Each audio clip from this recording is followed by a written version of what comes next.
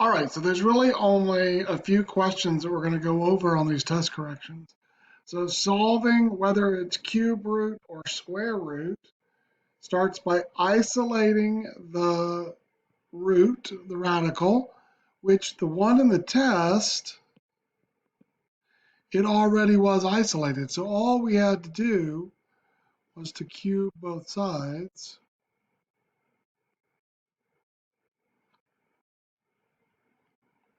Three cubed is 4 times 4 is 16 times 4 is 64.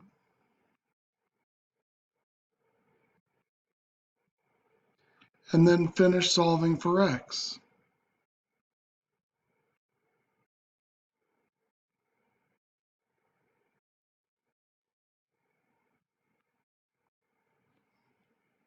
The one on the test just asks you which thing happens first.